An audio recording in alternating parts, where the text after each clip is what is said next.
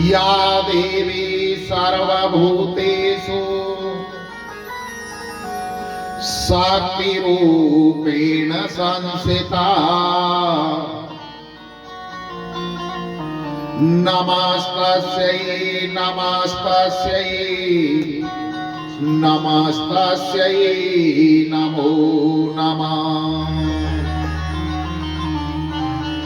मनोजवं मारुततुल्यवेगं जितेन्द्रियं बुद्धिमतां वरिष्ठम् वातात्मजानवानरयूथमोख्यम् श्रीरामदूतं शरणं प्रपद्ये। शुक्लां ब्रह्मविचारसारपरमां माध्यां जगद्व्यापिनी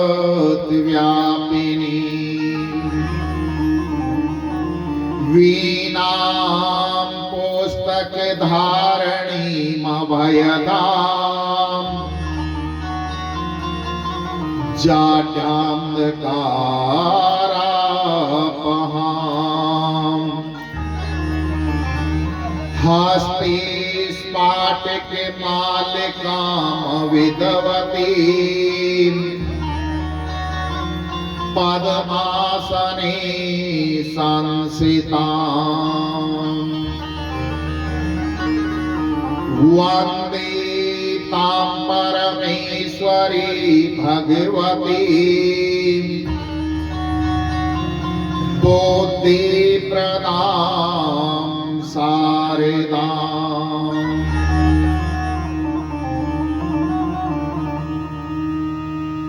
जय जय श्री राधारमण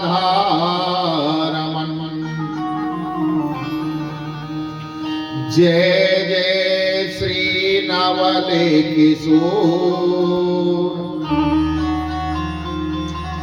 जय गोपी चित चोर प्रभु जय जय माखन चोर। गोविंद जय जय गोपाल जय जय गोविंद जय गोपाल जय जय गोविंद जय जय गोपाल जय जय गोविंद जय गोपाल जय जय राधा रमण हरि गोविंद जय जय राधा रमण हरि गोविंद जय जय ब्रह्मा जी की जय जय विष्णु जी की जय जय ब्रह्मा जी की जय विष्णु जी की जय जय ब्रह्मा जी की जय जय विष्णु जी की जय जय ब्रह्मा जी की जय विष्णु जी की जय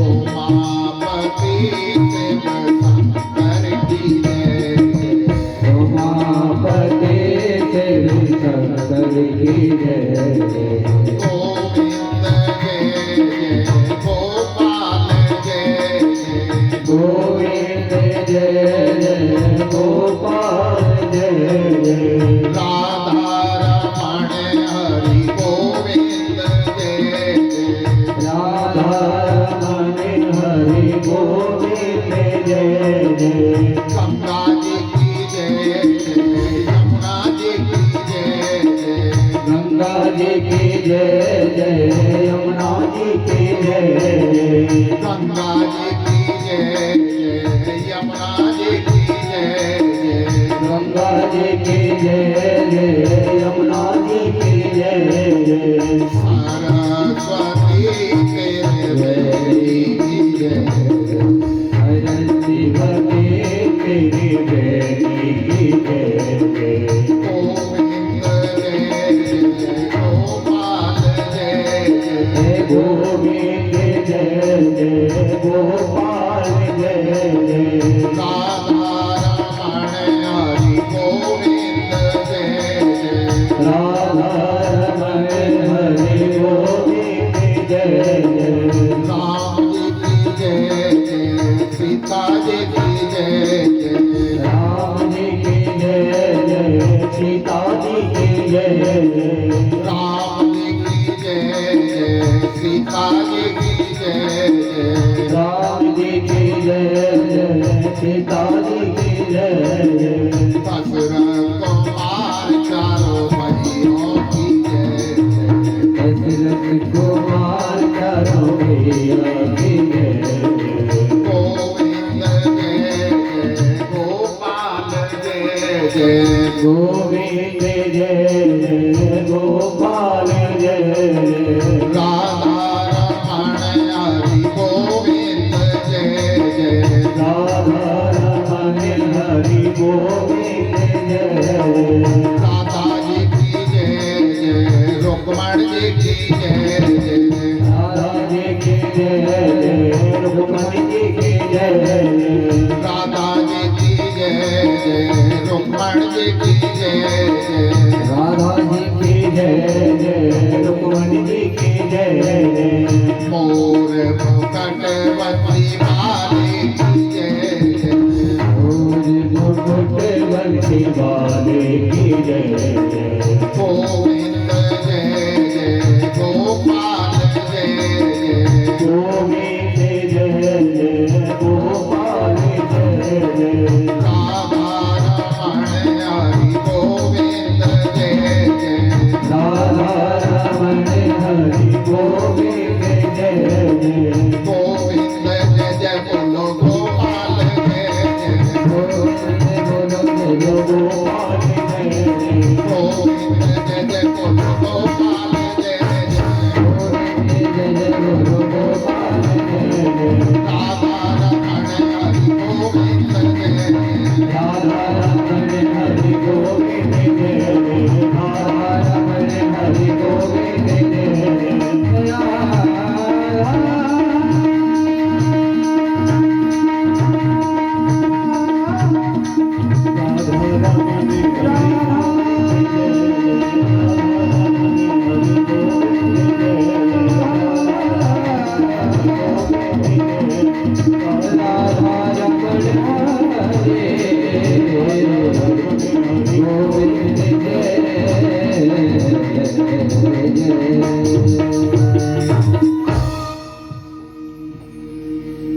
परम मंगल में परात पर अखिलेश्वर अकारण करुणा वरुणालय भक्त वांछित कल्प करो श्री विनिंदित पीतांबरधारी बाल कृष्ण लाल की वांगमयी मूर्ति श्रीमद् भागवत महापुराण है।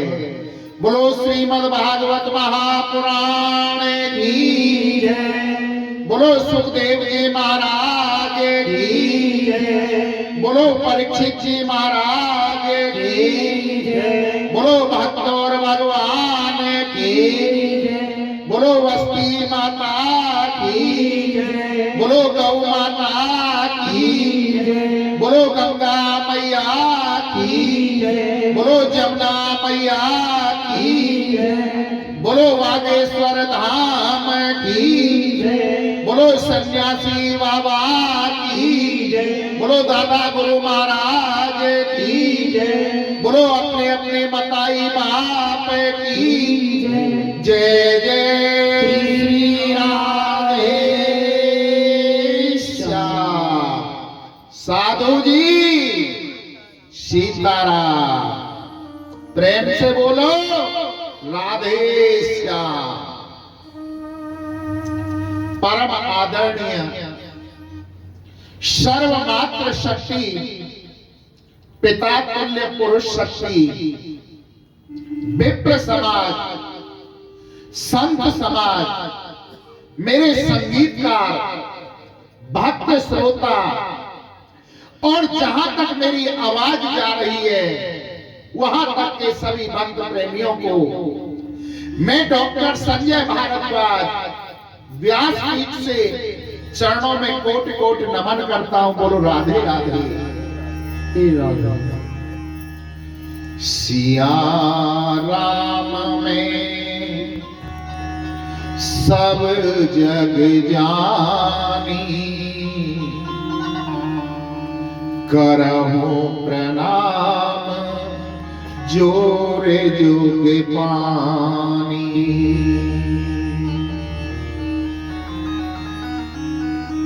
कलयुग के जो अवतारी हैं वीर वरवर हनुमंत लाल, ऐसे वीर बलवंत हनुमंत लाल के चरणों में प्रणाम करते हैं। चारों युग में इनका प्रताप है। कराने वाले यही हैं और करने वाले भी यही हैं। हम और आप तो केवल निमित्त मात्र हैं।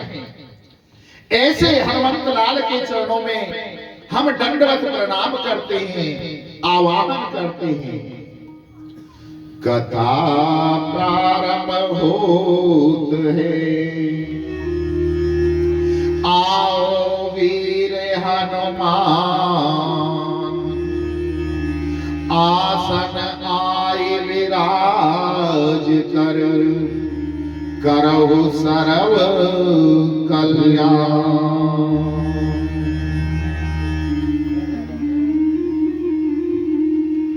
भाग्योदयेन बहो जन्म समर्जितेन, सत्संगं चैलवतो पुरुषो यदा वही, अज्ञान हेतु कृत मोह मदान्धकारम्, नासं विदाहि तदोदयते विवेकः। एक जन्मों के नहीं, अनेक जन्मों के जब पुण्य उदय होते हैं, भाग्य उदय होते हैं, गोविंद की हमारे ऊपर जब कृपा होती है, परब्रह्म परमात्मा की जब हमारे ऊपर कृपा होती है, तो ऐसे सुंदर कार्य करने को हमको प्राप्त होते हैं। बगैर उस परमात्मा की मर्जी के एक पत्ता तक नहीं हिल सकता है। जब उस परमात्मा की हमारे ऊपर अपार कृपा होती है, तभी ऐसे भागवत धार्मिक अनुष्ठान हमारे जीवन में आते हैं। श्रीमद् भागवत कथा क्या है? कभी भी इस दृष्टि से नहीं सुने चलो थोड़ा मनोरंजन हो जाएगा। जो इस दृष्टि से इस कथा को सुनते हैं ना, वो अपराध करते हैं। कथा को इस भावना से सुनना चाहिए कि इसको सुनने से हमारे जीवन में परिवर्तन आएगा, हमारी आत्मा परमात्मा की ओर चलेगी, हमारी आत्मा का मिलन परमात्मा से होगा। जो इस भावना से इस कथा को सुनते हैं, उन्हीं के जीवन में ये प्रभावमयी होती है। कथा का सुनने का नियम क्या है? क्यों सुनी जाती है कथा?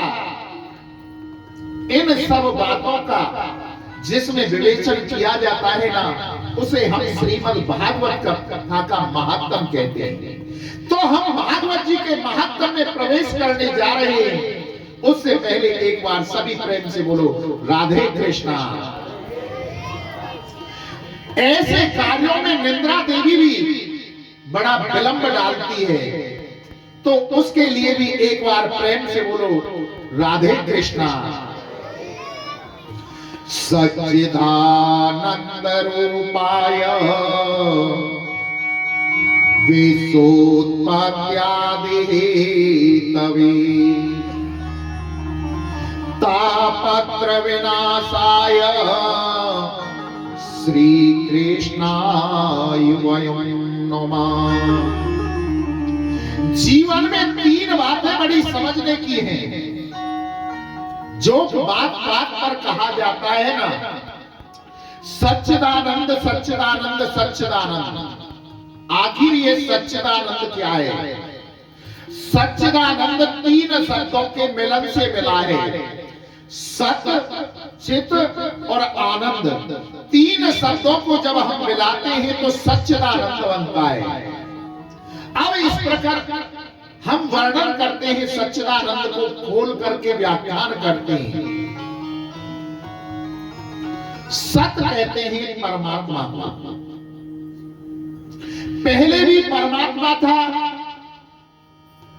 जब सृष्टि रची गई तो ईश्वर अंश जीव अविनाशी, ईश्वर का ही अंश व्यक्ति के अंतर आया, उसने इस सृष्टि को रचा। और जब प्रलय हो गई तो केवल कौन बचा? परमात्मा। सत्य कौन है आज के युग में? परमात्मा सत्य है। जब सृष्टि नहीं थी उससे पहले केवल परमात्मा था। हम और आप आए किसी न किसी रूप में, तो उसी ईश्वर का अंश हमारे अंदर आया, ये सृष्टि रची गई। और जब प्रलय हो गई, सब कुछ विलय हो गया, तो केवल कौन बचा? परमात्मा बचा। तो सत्य भी परमात्मा है। दूसरी बात, चित। चित माने प्रकाश।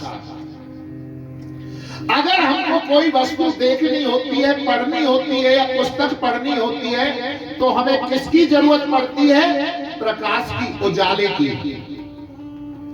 परंतु उस परब्रह्म परमात्मा को कभी किसी प्रकाश की जरूरत नहीं पड़ती। वो तो स्वयं प्रकाशवान है, जिसने इस सारी संसार को, इस सृष्टि को प्रकाश में कर रखा है। और तीसरी बात, आनंद। आनंद का शास्त्रों में बड़ा सुंदर वर्णन किया गया है। डल्लक के गद्दों पर सोने का नाम आनंद नहीं है, या एसी चला करके बेड पर सो जाए उसका भी नाम आनंद नहीं है। करोड़ों की संपत्ति कमा लेना भी आनंद का नाम नहीं है, क्योंकि आनंद तो कभी बाहर होता ही नहीं है। आनंद अंदर होता है। जिसे आत्मा का ज्ञान हो जाए, उसकी आत्मा परमात्मा की अनुभूति करने लगती है और उसे आनंद की अनुभूति होने लगती है। आनंद कभी बाहर नहीं होता, आनंद तो अंदर की बात है। आपको एक चीज और बताऊं, संसार में जितनी भी वस्तु है ना, सबका कुछ न कुछ उल्टा होता है।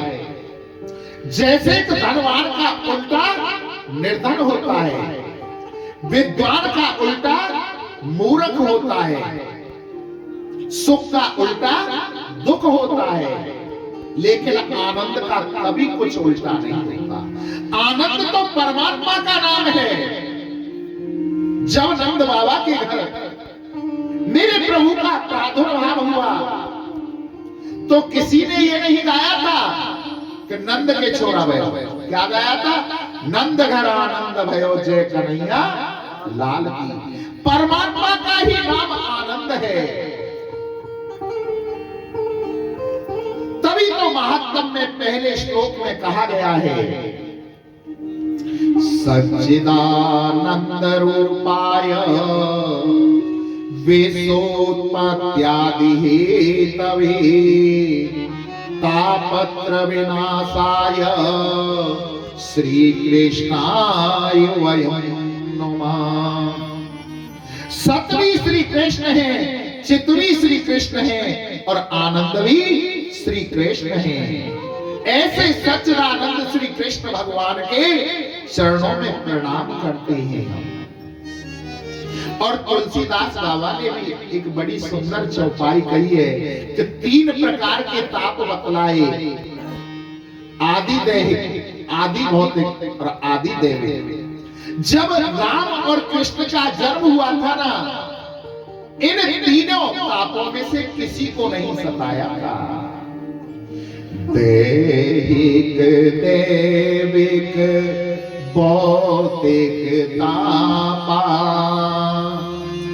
दैहिक, दैविक, भौतिक तापा, राम राज का नहीं व्यापा, राम राज्य काबू नहीं व्यापा।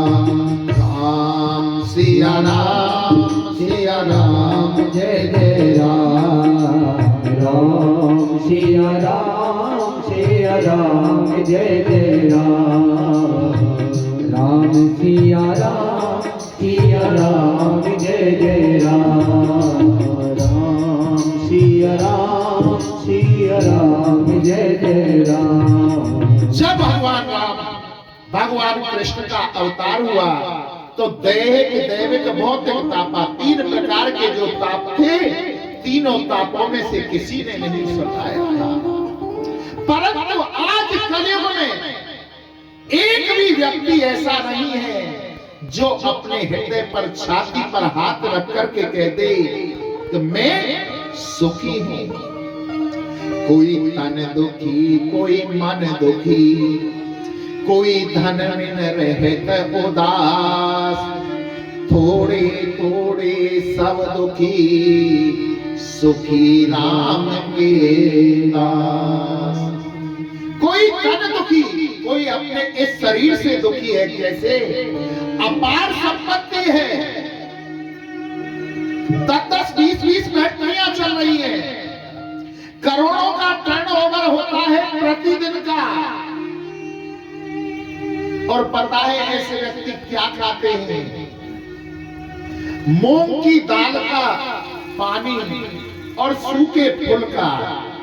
और उनसे जब पूछा गया कि सेठ जी, इतना सब कुछ वैभव है, करोड़ों रुपए प्रतिदिन तुम्हारे यहाँ आ रहे हैं और तुम ये क्या खा रहे हो?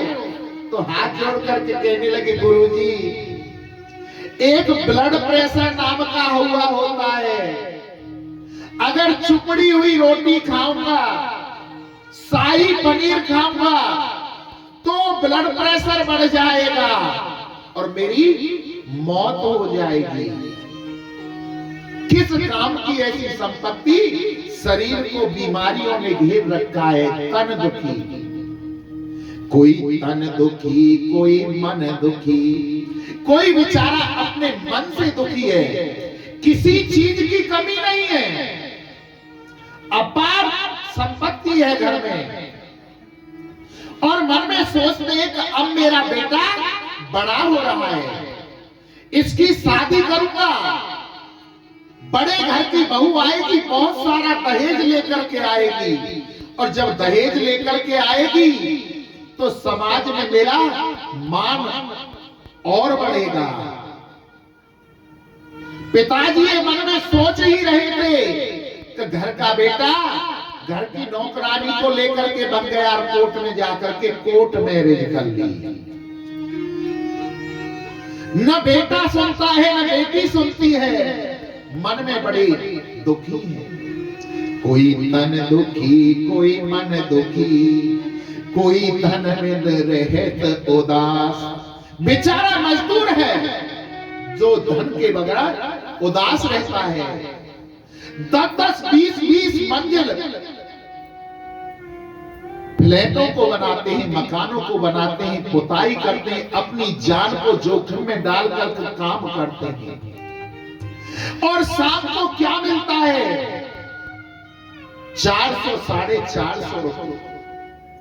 उन 400, 450 रुपए में से क्या करे? घर में 8-10 मेंबर हैं, किस किस को खिलाए और उसमें से क्या बचा करके रखे? धन में तो रहे तो उदास। बेचारा मजदूर धन के बगैर उदास रहता है। थोड़े थोड़े सब दुखी, सुखी राम के दास। अगर इस संसार में कोई सुखी है तो वो कौन है? जो राम नाम का धन कमाता है, कृष्ण नाम का जिन्होंने धन कमा लिया वही सुखी है। और कबीर दास जी ने भी कितनी सुंदर बात कही है। कबीरा सब जग निधन, धन बिनता नहीं कोई, धन बिनता सोई जानिए, जग राम नाम धन हो।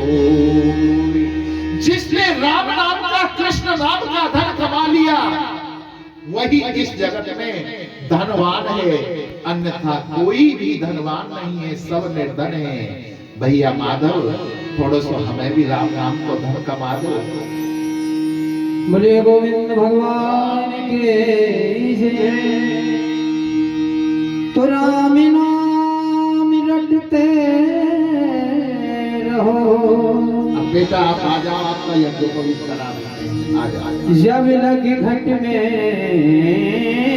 प्राण, कभी तो दीन दयाल के भनक पड़ेगी कान। तेरे तन में राम, मन में राम, तन में राम, मन में राम, रोम रोम में राम रे। राम सुमर ले, ध्यान लगा ले, छोड़ जगत के काम रे। बोलो राम, बोलो राम, बोलो राम राम राम, बोलो राम, बोलो राम, बोलो राम राम राम। तेरे तन में राम, मन में राम, रोम रोम में राम रे। राम सुमर ले, ध्यान लगा ले, छोड़ जगत के काम रे। बोलो राम, बोलो राम, बोलो राम राम राम।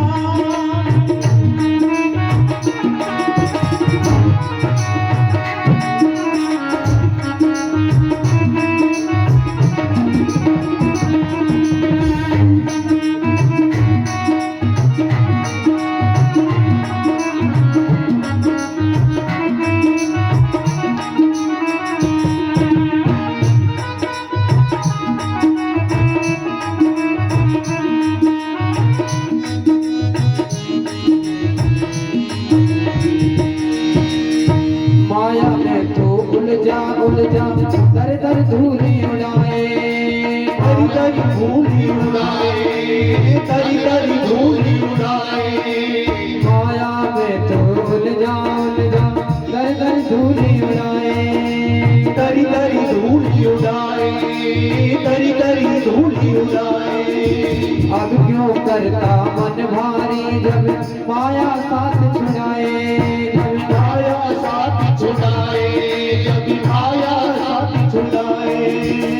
दिन कबीला दौड़ी धूप में, दिन कबीला दौड़ी धूप में, डर जाए ना सामने। बोलो राम राम राम, बोलो राम राम राम, बोलो राम राम राम, बोलो राम राम राम। तेरे तन में राम, मन में राम, तन में राम, मन में राम, तन राम राम रे। तन में राम, मन में राम, रोग रोग में राम रे। राम सुमर ले, ध्यान लगा ले, छोड़ जगत के काम रे। बोलो राम, बोलो राम, बोलो राम राम राम, बोलो राम, बोलो राम, बोलो राम राम राम।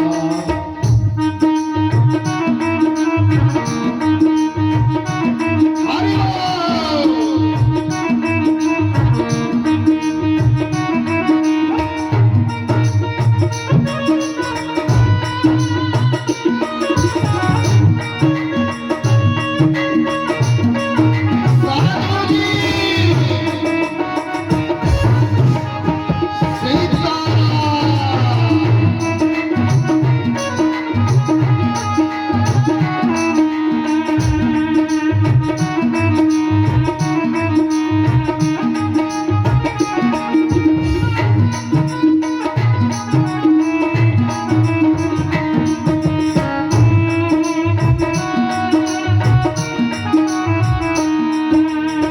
बचपन बीता खेल खेल में, भरी जवानी सोया, भरी जवानी सोया, भरी जवानी सोया।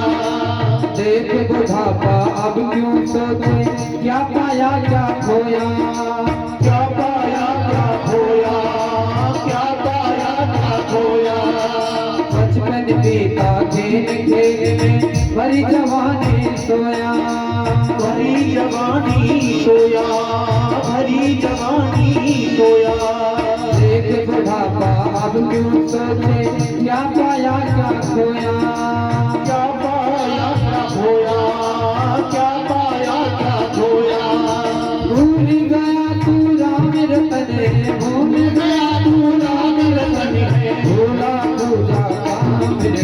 राम बोल राम बोल राम राम राम बोल राम बोल राम बोल राम राम राम मेरे सच में राम सच में राम धन में राम मन में राम रोग रोग में राम रे रोग रोग में राम रे राम तुम्हारे ले हाथ लगा ले छोड़ जगत के काम बोल राम बोल राम बोल राम राम राम बोल राम बोल राम बोल राम राम राम बोल राम बोल राम बोल राम राम राम बोल राम बोल राम बोल राम राम गोविंद भगवान की जय जय श्री राधे साधु जी सीताराम सीताराम प्रेम से बोलो राधे श्याम। आज इस बालक ने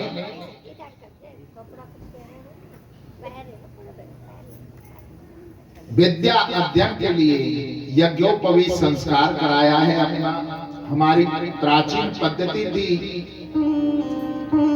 कि जब गुरुकुल में जाते थे पढ़ने के लिए, तो जो आज बसंत पंचमी है ना, बसंत पंचमी के ही दिन सरस्वती माँ का पूजन होता है और यज्ञोपवीत संस्कार किया जाता है और बालक को विद्या अध्ययन के लिए गुरुकुल भेजा जाता है।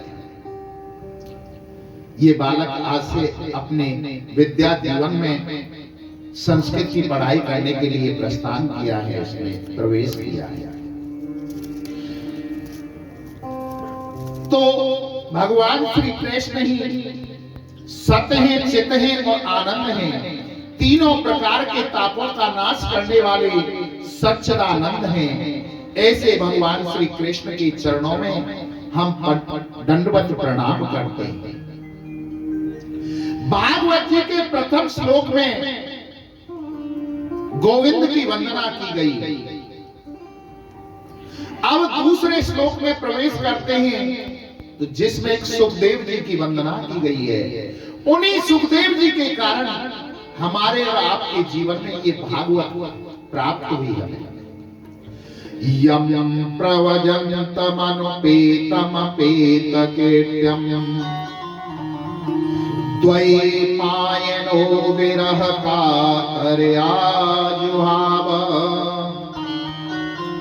पुत्रेति तन्मयातरभो विनोदस्तम् सर्वभूत हृदयं मुनिमानतोऽस्मि। आदरणीय श्री सुखदेव जी के चरणों में हम वंदन करते हैं, जिन्होंने जन्म लेते ही संन्यास धारण कर लिया और सीधे वन की ओर चल दिए। जिनके पिता महर्षि वेद व्यास जी उनके पीछे कह जा रहे हैं, पुत्र रुक तो सही, पुत्र पुत्र पुत्र, परंतु सुखदेव जी नहीं लौटे और सीधे वन के लिए चले गए। ऐसे परम आदरणीय श्री सुखदेव जी का हम वंदन करते हैं। सज्जनों, जैसे आज हम इस स्थान पर बैठ करके भागवत कथा को श्रवण के लिए एकत्रित हुए हैं, ऐसे ही पुराणों में एकांत स्थान है जिसका नाम है नैमिषारण्य क्षेत्र। उस नैमिषारण्य क्षेत्र की ओर चलते हैं जहां 88,000 ऋषि मुनि बैठे हुए थे और एक एक मुनि की इतनी अवस्था थी कि उसके जीवन में जब कितनी बार सतयुग, त्रेता, द्वापर, कलयुग जिन कितनी बार निकल चुके थे, ऐसी ऐसी उम्र के 88,000 संत वहां पर बैठे हुए थे, अपनी प्रातःकाल क्रिया निवृत्त करके। जब वो संत बैठे हुए थे तो उसी मंडली के बीच में श्री सूत जी का आगमन हुआ और सूत जी की उस उम्र की मात्र 20 वर्ष। वो संत अपने आसन से खड़े हो गए और कहने लगे कि आओ सूत जी महाराज, आइए, पधारिए, आपका बड़ा स्वागत है, आसन ग्रहण कीजिए।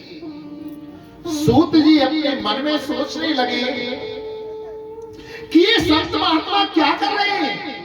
हाथ जोड़ करके सूत जी कहने लगे, हे संत महात्माओं, मैं तो आपसे उम्र में बहुत छोटा हूँ, आप मुझे इतना मान सम्मान क्यों दे रहे हो? आपने तो जीवन में सतयुग, त्रेता, द्वापर, कलयुग जब कितनी बार देख लिया। आप इतने बड़े बड़े उम्र के संत और मेरी उम्र मात्र 20 वर्ष है, आप मुझे इतना मान सम्मान क्यों दे रहे हो? संत कहने लगे, धन वृथा, बल वृथा, आयु वृथास्ततेव च, ते सर्वेपि ज्ञान वृथाश्च किंकरा शिष्य किंकरा। धन वृथा, कोई धन में बड़ा होता है, बल वृथा, कोई बल में बड़ा होता है, आयु वृथास्ततेव च, और कोई आयु में बड़ा होता है। ते सर्वेपि ज्ञान वृथाश्च, वही सबसे बड़ा माना जाता है जो ज्ञान में बड़ा होता है। हे सूत जी महाराज, आप ज्ञान में हम सबसे बड़े हैं। व्यक्ति के हृदय में जो अंधकार में पाप भरा हुआ है, उस पाप को निकालने के लिए आप करोड़ों सूर्यों के समान हैं। इसलिए हम आपका स्वागत कर रहे हैं, वंदन कर रहे हैं। आप आकर के आसन ग्रहण कीजिए। संतों का ऐसा आग्रह करने पर सूत जी महाराज एक आसन पर आसीन हो जाते हैं और संतों ने हाथ जोड़कर सूत जी से कहा कि हे सूत जी महाराज, आप हमको कोई ऐसा मंगलमय प्रसंग सुनाइए, ऐसी कोई कथा सुनाइए जिससे परमात्मा की प्राप्ति हो जाए, गोविंद के चरणों में हमारी निष्ठा बढ़ जाए। सूत जी ने जब ये प्रश्न सुना तो मन ही मन बड़े हर्षित हुए। श्रियसां यदि भवेच्छः पावानां च पावना, कृष्ण प्राप्ति कर्म शाश्वत साधनम तदोदादना। अगर जीवन में हमको कभी भी संत महात्मा के दर्शन हो तो कभी भी संत महात्मा से व्यर्थ के प्रश्न मत करना कि बहू को बेटा होगा कि नहीं, फैक्ट्री चलेगी कि नहीं, आमदनी होगी कि नहीं। कभी ये प्रश्न मत करना। अगर संत महात्मा से प्रश्न करना है तो केवल प्रश्न करना कि परमात्मा हमको मिलेगा कि नहीं। बोलो राधे राधे। अगर परमात्मा की प्राप्ति हो गई तो तुमको सब कुछ मिल जाएगा। प्रयास करना जीवन में कि हमारे कारण किसी भी साधु का एक क्षण बर्बाद ना हो और थाली में जो हमें अन्न प्राप्त हुआ है उसका एक कण बर्बाद ना हो। हमारे कारण न तो साधु संत का एक क्षण बर्बाद होना चाहिए, व्यर्थ के प्रश्न नहीं करने चाहिए। और जितना हमें थाली में भोजन प्राप्त हुआ है उसका एक भी कण बर्बाद नहीं होना चाहिए। हम देखते हैं विवाह आदि फंक्शनों में जाते हैं, प्राचीन सभ्यता बड़ी सभ्य थी। आसन पर बैठा कर पत्थरों पर भोजन कराते थे। आज से 10-20 साल पहले उसमें भोजन व्यर्थ नहीं जाता था, परंतु अब वो सभ्यता नहीं रही है।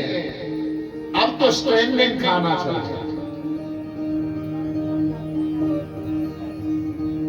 जब भोजन खुलता है तो पब्लिक एक तरफ से ऐसे टूटती है उसमें कि बचेगा ही नहीं, मिलेगा ही नहीं, और जाकर के अपने प्लेट को ऐसे भर लेते हैं उसमें जरा सी भी जगह नहीं रहती है, तर पर तर लगा देते हैं और मुश्किल से उसमें से 10 या 20 ही गिलास खाते हैं, 10-5 गिलास खाते हैं और पूरी भरी हुई प्लेट को डस्टबिन के अंदर फेंक देते हैं। अन्न की कीमत क्या है? एक किसान से पूछो। 6 महीने लगते हैं एक फसल को उगाने में। अक्टूबर नवंबर में परेवट करता है, पूरी सर्दियां मेहनत करता है और अब चैत वैसाख में जाकर उस फसल को उठाएगा। एक अन्न उसके लिए कितना कीमत है किसान जानता है, और हम उस अन्न का इतना अपमान करते हैं कि भरी हुई प्लेट को 2 मिनट में डस्टबिन में फेंक देते हैं। जीवन में प्रयास करना चाहिए कि हमारे कारण किसी साधु का एक क्षण बर्बाद ना हो और अन्न का एक कण बर्बाद ना हो। इतना भोजन लीजिए जिसको आप पा सको। अपने जीवन पर दृष्टि डालो कि आखिर हमारा जीवन है क्या। काल व्याल मुख ग्रास त्रास नास हे कवे श्रीमद् भागवतम शास्त्रो कलिकीरेण भासितम। आखिर हमारा जीवन क्या है? एक बहुत बड़ा अजगर है और उस अजगर ने अपने मुंह को खोल रखा है।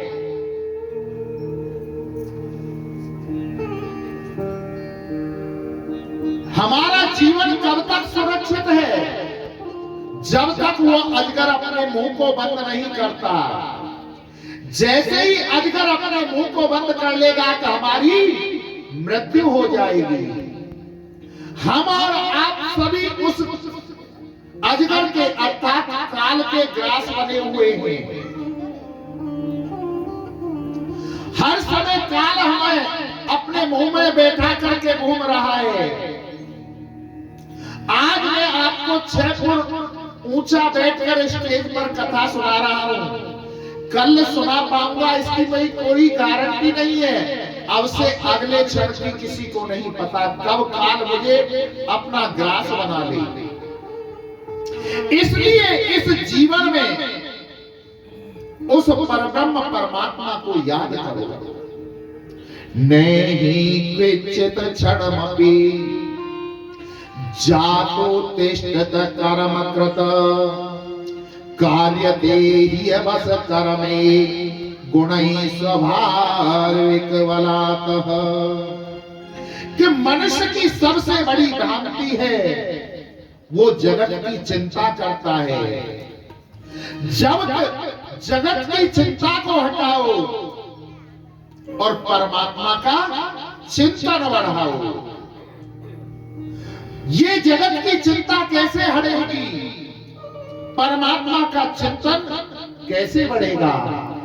तो यही सिखाती है हमें श्रीमद् भागवत कथा कि कैसे परमात्मा का चिंतन करें। जो आज हम और आपको ये कथा सुनने का सौभाग्य प्राप्त होता है ना, कई बार देवताओं को भी प्राप्त नहीं होता। एवं विनिमय जाते सुधाराज्ञा प्रप्रियता प्रपश्यामो वयं सर्वे श्रीमद्भागवतामृतम्।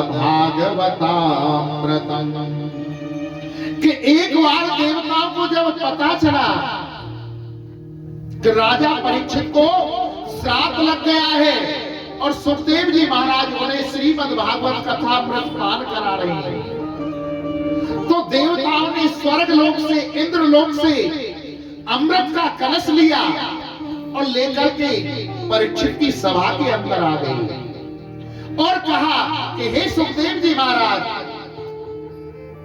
राजा परीक्षित को श्राप लगाए कि 7 दिन में उसकी मृत्यु हो जाएगी सर्प को डसने से।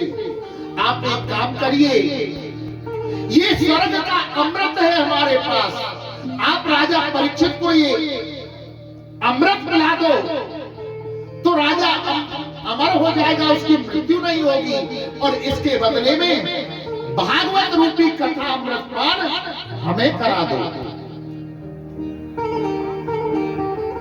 सुखदेव जी सोचने लगे और थोड़ी देर सोच करके कहने लगे, क्वे स्वधा क्वे कथा लोकी क्वे कचर क्वे मणिर महान भ्रमरा तो विचार वयं सदा देवांजहास्य। कि कहां ये स्वर्ग का अमृत और कहां श्रीमद् भागवत कथा अमृत, कहां मणि और कहां काच, इनकी बराबरी कैसे हो सकती है? अगर राजा परीक्षित स्वर्ग के अमृत को पिएगा तो अमर तो हो जाएगा, और अमर होने पर इसके अंदर अभिमान आ जाएगा, अभिमान आ जाएगा तो ये पाप करने लगेगा और किस चक्कर में पड़ जाएगा? पुनरपि जननम पुनरपि मरणम पुनरपि जठरी जैनम सैनम यह संसारे बहुदोस्तारे कृपा पारे पाहि मुरारी। बार बार जन्म लेना, बार बार मरना, बार बार माता के गर्भ में आना, इसी चक्कर में फंसा रहेगा। और जिसने श्रीमद् भागवत कथामृत पान कर लिया वो इस आवागमन के चक्र से छूट जाता है। अब आप समझ करके देवताओं को सुखदेव जी ने भागवत रूपी अमृत पान नहीं कराया और कहा कि भैया अपने स्वर्ग का अमृत आपको ही मुबारक हो, आप ले जाओ। देवता उस अमृत को लेकर के ब्रह्मा जी के पास गए और जाकर के ब्रह्मा जी से कहने लगे कि हे ब्रह्मदेव, हे ब्रह्मदेव, देखो हम स्वर्ग का अमृत लेकर के राजा परीक्षित की सभा में गए और सुखदेव जी से प्रार्थना की कि आप ये स्वर्ग का अमृत राजा परीक्षित को पिला दो और इसके बदले में भागवत रूपी कथा अमृत पान हमें करा दो। तो उन्होंने हमें भागवत रूपी कथा अमृत पान नहीं कराया। ब्रह्मा जी ने एक तराजू मंगाई और तराजू के एक पल्ले के अंदर श्रीमद् भागवत जी को विराजमान किया गया और दूसरे पल्ले के अंदर समस्त साधनों को विराजमान किया। जो भागवत जी वाला पल्ला था वो तो नीचे को झुकता चला गया और जो समस्त साधनों वाला पल्ला था वो ऊपर उठता गया। जिसमें आखिर वजन होगा वही तो नीचे जाएगा। तो ब्रह्मा जी के मुख से निकल गया, श्रीमद् भागवतम यम प्रत्यक्ष कृष्ण एव ही। कि श्रीमद् भागवत कोई पोथी या ग्रंथ नहीं है, वो तो साक्षात श्री कृष्ण का स्वरूप है। इसलिए भागवत को कभी पोथी या किताब मत समझिए, वो तो कृष्ण का स्वरूप माना गया है। श्री सूत जी महाराज बतलाते हैं कि हे मुनिवरों, नारद जी ने सनत कुमारों से श्रीमद् भागवत कथा की विधि को सुना था। अब तो सौनक आदि 88,000 ऋषि कहने लगे कि हे गुरुवर, हे सूत जी महाराज, हमने सुना है कि नारद जी ऐसे संत हैं कि एक स्थान पर कभी ज्यादा देर ठहरते नहीं, और सनक सनंदन सनत कुमार ऐसे संत हैं जो अधिक घूमते नहीं। जब तक एकाग्र चित्त भाव से कथा को नहीं सुना जाएगा तब तक समझ में नहीं आएगी और भागवत के नियम बतलाए। भागवत जी के 5 नियम हैं कथा के लिए। स्थान, सबसे पहला स्थान ऐसा होना चाहिए जहां केवल वक्ता की वाणी को आप सुन सको। दूसरी बात, भागवत का गान। भागवत जी के श्लोक इतने सुंदर हैं, उन्हें ऐसा गाया जाए, ऐसा सुनाया जाए कि जिससे आनंद की अनुभूति हो। तीसरी बात, भागवत का ज्ञान। भागवत को इस प्रकार समझाया जाए कि उसको समझने से श्रोता के समझ में आना चाहिए कि वक्ता ने क्या बात कही, जिससे श्रोता उसे जीवन में उतार सके। चौथी बात, भागवत में ध्यान। जब आप कथा पांडाल में बैठे हुए हो तो इधर उधर का ध्यान नहीं होना चाहिए, केवल वक्ता की वाणी पर ध्यान है। पता नहीं कौन सा शब्द वक्ता के मुखारविंद से निकल करके कानों में प्रवेश कर जाए और एक शब्द ही आत्मा को परमात्मा से मिलाने का कार्य करता है। कब हमारा मुख, हमारा मन परमात्मा की ओर मुड़ जाए, कोई पता नहीं कौन सा शब्द ऐसा मिल जाएगा। पांचवी बात, आपके कान। भागवत कथा में जब बैठो तो आपके कान वहीं रहने चाहिए। अब सनत कुमार ऐसे संत हैं जो अधिक घूमते नहीं, और नारद जी ऐसे संत हैं जो एक स्थान पर रुकते नहीं। तो उन्होंने 7 दिन की कथा को कैसे सुन लिया, इसे विस्तार से सुनाओ ना। श्री सूत जी महाराज कहने लगे कि सुनो, एक बार देव ऋषि नारद बड़ी तीव्रता में बद्रीनाथ आश्रम पर जा रहे थे, जहां चारों भाई सनक सनंदन सनत कुमार विराजमान थे। उन्होंने देखा कि नारद जी बड़े उदास हैं और तीव्रता में दौड़े दौड़े जा रहे हैं। तो सनक सनंदन सनत कुमार चारों भाइयों ने नारद जी से कहा कि भैया नारद जी रुको रुको। नारद जी रुक गए और उन चारों भाइयों ने पूछा, कथम ब्रह्मण दीन मुख कुताश्चिंता करो भवान, त्वरितं गम्यते कुत्र कुतश्चागमनं तव। हे ब्राह्मण, तुम्हारे मुखमंडल को देख करके इस जगत के प्राणी हंस जाते हैं। जिसने भी नारद जी का मुंह देखा उससे हंसी आई और उसे परमात्मा की प्राप्ति हुई है।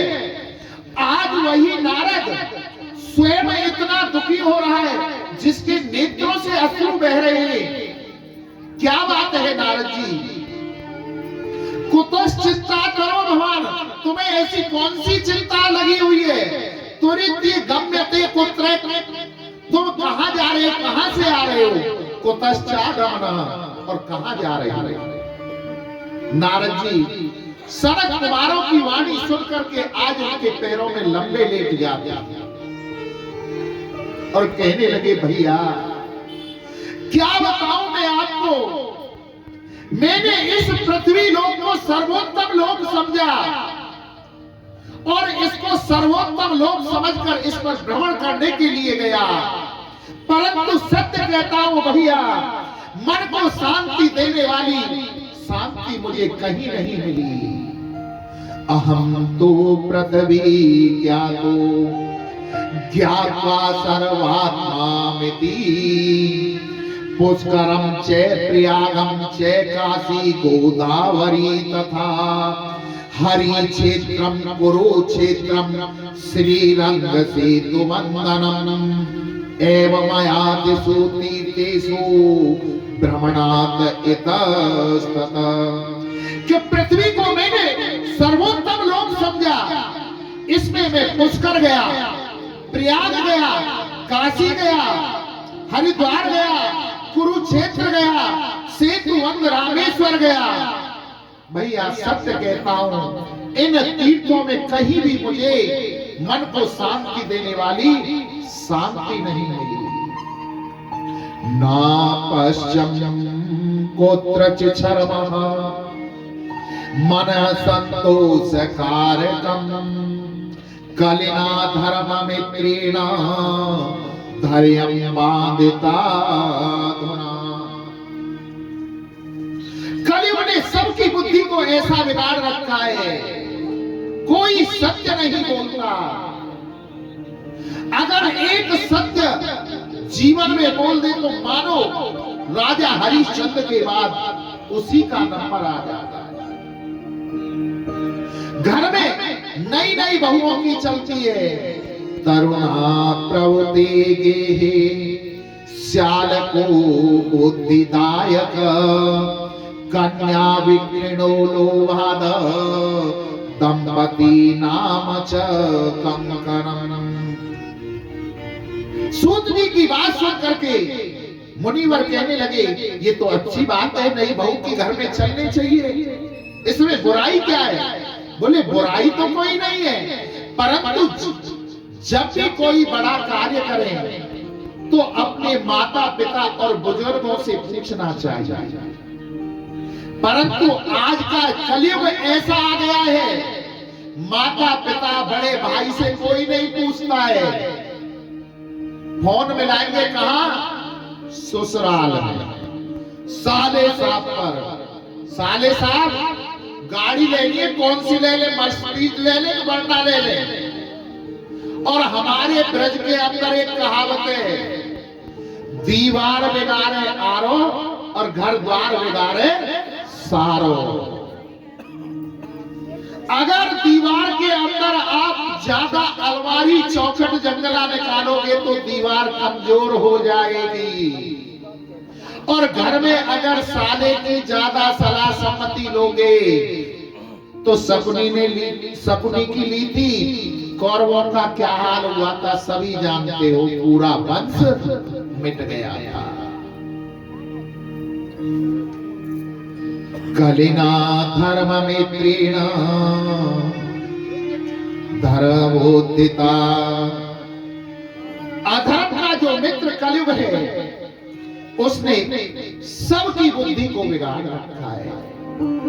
इतने स्थानों पर भ्रमण करके मैं लास्ट में वृंदावन पहुंचा।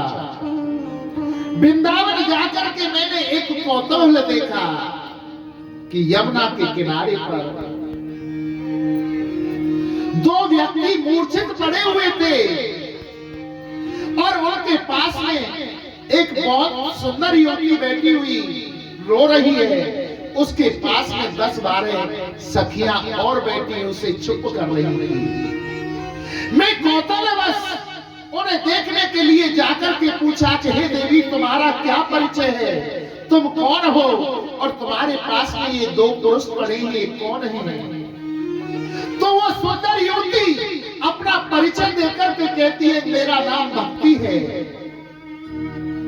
और जो ये दो पुरुष पड़े हैं ये मेरे पुत्र हैं। कलयुग का ऐसा प्रभाव हो गया है कि माँ तो अभी जवान बनी हुई है और पुत्र बूढ़े हो गए हैं। आप कोई ऐसा उपाय बतलाओ हे महात्मा जिससे कि मेरे पुत्र जवान हो जाएं, ये बैठ जाएं, इनकी मूर्छा हट जाए। नारद जी वेद वेदांत का पाठ करने लगे। जितनी देर वेद वेदांत का पाठ करते हैं उतनी देर तो वो ज्ञान और वैराग्य बैठे हो जाते हैं, और जैसे ही पाठ को बंद करते हैं फिर मूर्छा अवस्था पर लेट जाते हैं।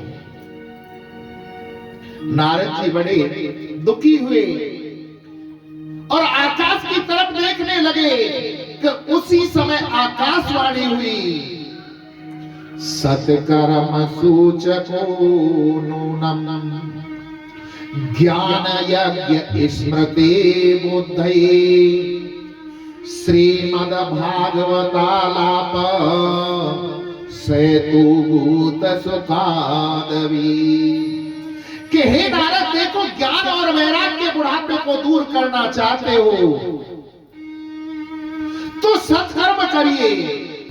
हे भैया, मैं आपसे यही पूछना चाहता हूं कि वो सत्कर्म क्या है जिसके लिए आकाशवाणी ने कहा था, जिससे ज्ञान और वैराग्य का बुढ़ापा दूर हो। तो सनत कुमार नारद जी को बतलाते हैं, श्रीमद् भागवतालाप सेसु गीत सुखादवी।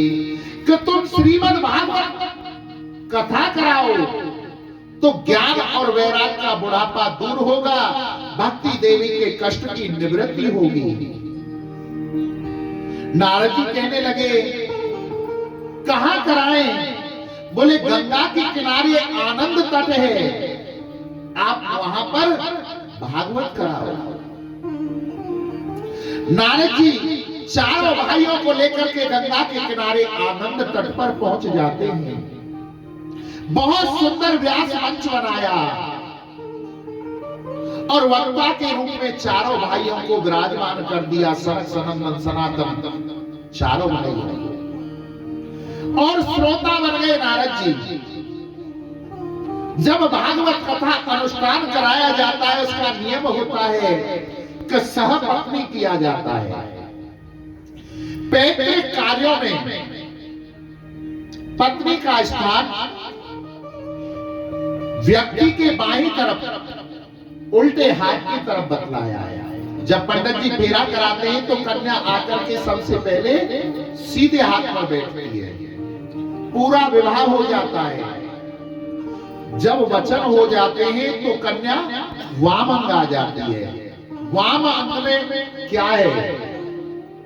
व्यक्ति के वाम अंग में है हृदय, और हृदय की अगर कोई सबसे प्रिय वस्तु होती है तो वो हृदय में रखी जाती है। और व्यक्ति की प्रिय वस्तु क्या होती है? पत्नी उसकी। तो उसका वाम स्थान पर भागवत है। परंतु जब भी कोई धार्मिक अनुष्ठान भागवत आदि कराए जाते हैं तो उसका स्थान सीधे हाथ पर आ जाता है, फिर सीधे हाथ पर बैठ जाते हैं। अब नारद जी की पत्नी तो है नहीं, नारद जी पत्नी कहां से लाए? अगर ये बात उठ करके आती है, पंडित जी हमारा तो जोड़ा है ही नहीं, हम कैसे कराए भागवत? जिनका जोड़ा बिगड़ जाता है या बना ही नहीं, ऐसा अकेला व्यक्ति भी भागवत करा सकता है। दूसरा कहते हैं कि जो माताएं जिनका सुहाग उजड़ जाता है उन्हें कलश नहीं उठाना चाहिए। भैया क्यों नहीं उठाना चाहिए? कलश उठाना चाहिए। जो भागवत का कलश होता है ये अपने पितरों के नाम से उठाया जाता है। पितरों को मुक्ति देने वाला यही होता है। भागवत कथा में सभी को कलश उठाना चाहिए। ये प्रथा भी बड़ी गलत चली, सभी कलश उठाओ। अब नारद जी कथा करा रहे हैं। ज्ञान, वैराग्य और भक्ति के लिए 3 आसन बिछा दिए कि हे भक्ति देवी, हम आपके कष्ट की निवृत्ति के लिए श्रीमद् भागवत कथा करा रहे हैं, आप आ जाइए अपने पुत्रों को ज्ञान और वैराग्य को लेकर के। सनक सनंदन सनत कुमार और चारों भाइयों ने कथा प्रारंभ कर दी। कथा प्रारंभ हुई, भक्ति देवी ज्ञान और वैराग्य ए दृश्य रूप में आकर के विराजमान हो जाते। नारद जी हाथ जोड़ करके कहने लगे कि हे भैया, कभी भी शास्त्रों में शंका नहीं करनी चाहिए, परंतु मन में कोई शंका बिठाकर भी नहीं रखनी चाहिए। जिज्ञासा वश में आपसे एक प्रश्न करना चाहता था। तो सनत कुमारों ने कहा, पूछा नारद जी क्या बात है? बोले भागवत को सुनने से भक्ति की देवी के कष्ट की निवृत्ति हुई, कोई बात नहीं। ज्ञान और वैराग का बुढ़ापा दूर होगा, कोई बात नहीं। क्या इसको सुनने से कोई पापी व्यक्ति नहीं कर सकता है? तो सनक सनंदर शरद कुमार चारों भाई कहने लगे कि हे नारद जी, तुमने बहुत उत्तम प्रश्न किया है, बहुत सुंदर प्रश्न किया है। ये मानवा पाप कृतस्तु सर्वदा सदा दुराचार लिता विमार्गा क्रोधाग्नि दग्धा कुटिलास्य कामिनी सत्ता यज्ञेन कलो पुनन्ति ते। कि ऐसा व्यक्ति जिसने जीवन में कोई सत्कर्म नहीं किया हो, हमेशा क्रोध अग्नि में जलता रहता हो, बात बात पर क्रोध करता रहता हो, परिवार वालों को डांटता रहता हो, गाली देता रहता हो, कभी परमात्मा का भजन नहीं करता हो, कोई सत्कर्म न करता हो, अगर ऐसा व्यक्ति भी 7 दिन तक नियम से कथा को सुन ले तो उसके जीवन में भी परिवर्तन आना प्रारंभ हो जाएगा। और नारद जी इतना ही नहीं, अगर व्यक्ति ने जीवन पर्यंत पाप कर्म किए हैं और पाप कर्म करते करते उसकी मृत्यु हो गई हो और मृत्यु होने के बाद वो प्रेत बन गया हो, अगर उसके नाम से भागवत करा दी जाए तो उसे प्रेत योनि से मुक्ति मिल जाती है। इतना बड़ा व्रत है ये। नारद जी हाथ जोड़ करके कहने लगे कि हे प्रभु, ये कथा हमें आप विस्तार से सुनाओ कि कैसे व्यक्ति प्रेत आत्मा से मुक्त हो सकता है। आज ये दुनिया कलयुग में अपनी मस्ती में चूर हो रही है, उनके लिए अति आवश्यक है जिस मस्ती को आज ये सारी दुनिया तरस रही है, और जिस मस्ती को आज ये सारी दुनिया तरसती है।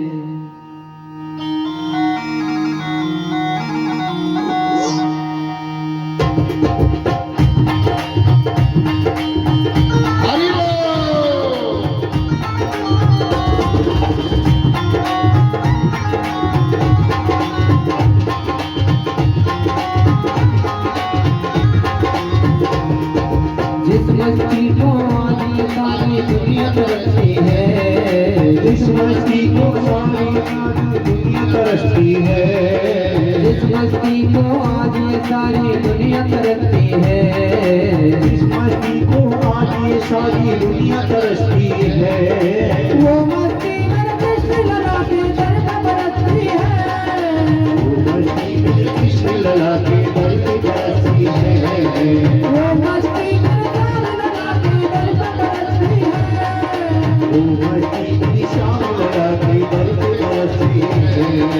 जिस मस्ती को आज ये सारी दुनिया तरसती है, जिस मस्ती को आज ये सारी दुनिया तरसती है।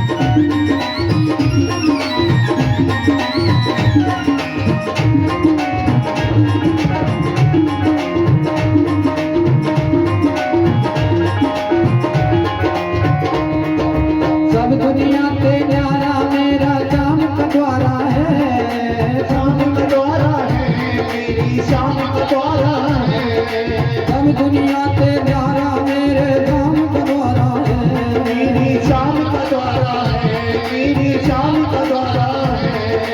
मेरे मन के मंदिर में कर दिया उजियारा है, कर दिया उजियारा है, कर दिया उजियारा है। जाम लगा के चरणों में, जाम लगा के चरणों में ये दुनिया भरती है, वो भरती मन कृष्ण लगा के दर्द बरसती है, वो भरती कृष्ण लगा के दर्द बरसती है। एक बार दोनों हाथों को ऊपर उठा करके हमारे पूजनीय व्यास जी इतनी सुंदर कथा सुना रहे हैं। ये प्रकाश विहार नहीं, ये वृंदावन नजर आना चाहिए 7 दिनों के अंदर। और वृंदावन ऐसे नहीं आएगा जैसे आप बैठे हो भैया, आपको भी कुछ करना पड़ेगा। दोनों हाथ ऊपर उठा कर ताली बजाते हुए, ये दुनिया पागल खाना है, यहाँ पागल आते जाते हैं, यहाँ पागल आते जाते हैं, यहाँ पागल आते जाते हैं।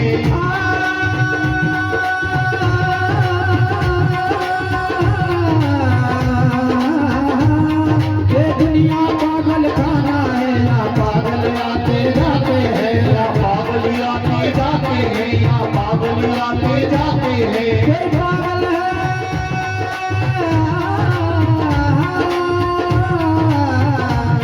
कोई पागल है धन दौलत का, कोई पागल बेटे नारी का, कोई पागल बेटी नारी का, कोई पागल बेटी नारी का। तो सब झूठे पागल है, सच्चा पागल वो